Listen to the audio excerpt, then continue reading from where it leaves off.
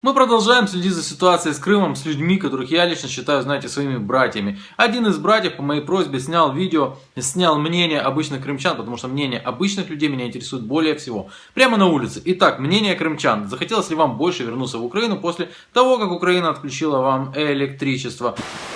Наоборот, даже каким-то сдвигом может быть, чтобы побыстрее нам провели электричество с материка. Ну, а что ты думаешь по поводу того, что имеет это эффект желания людей Наоборот, возвращаться? Но какое возвращаться, когда они нас там совершенно не ждут, что подтверждается их действие?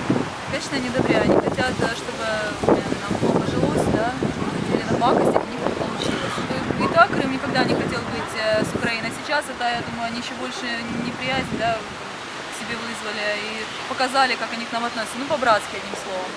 Потому что, да, хотя бы нет интернета, поэтому люди встречаются на улице, они выходят. То есть вам даже хорошо это? Мне нравится. Хорошо. А как вы думаете, то, что вот сейчас Украина делает, это может способствовать возвращению, желанию людей Крыма вернуться в Украину? Не думаю. В Не Украине сейчас ловить нечего. Я понял Украина вас. А вы? проснулась. Я не снимаю лица. Вы что думаете? Ну, я сегодня офигела, когда видела, как мальчики в баскетбол на улице играют. Хотя их там ни разу не видела. Так что нету только плохого, есть еще и хорошего. Нет хода без добра вообще. Ну да. Это очень плохо, конечно. Мы бы хотели, чтобы Украина была своя, но она не своя. А как вы думаете, уже это может повлиять на желание крымчан возвращаться на Украину? Никогда в жизни. Что вы думаете о том, что происходит сейчас по поводу электричества? Ну, по поводу электричества, я не знаю. Мне кажется, это как-то неправильно, потому что весь город сидит без света. Это сейчас портится столько имущества, столько холодильников, всяких телевизоров, ноутбуки. При том, что я живу в общежитии студенческом, это очень сложно, потому что сейчас мы не можем ни приготовить себе, ничего не сделать, и поэтому как-то... А как вы считаете, подобные меры способствуют желанию людей вернуться на Украину, или как подобные мысли у них могут возникнуть? Какие мысли могут возникнуть, когда обрезают свет в таких условиях, и это делает именно Украина? Нет, конечно. Спасибо. Идиоты.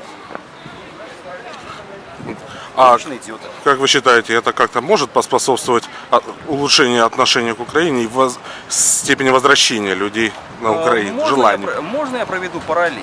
Вот представим себе, познакомился, например, с девушкой. Она мне нравится, я ей не очень. Она в итоге от меня ушла. Вот я ее ловлю на улице, хватаю за горло и трясу: ох ты скотина, ты будешь со мной встречаться? Нет, ты будешь со мной встречаться.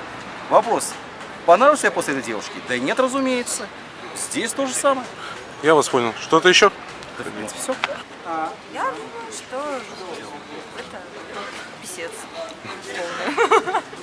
Скажите, считаете, что это способствует желанию крымчан возвращаться на Украину? Ну, вряд ли у крымчан появится желание возвращаться на Украину. Ясненько. Спасибо. Я считаю, что это жопа. Вот, нет, выключение света способствует тому, что крымчане хотят? Нет, абсолютно. Это не взаимосвязано между собой. Ведь, с одной стороны, обижаться тоже на них нельзя, потому что реально людям мозг промыли.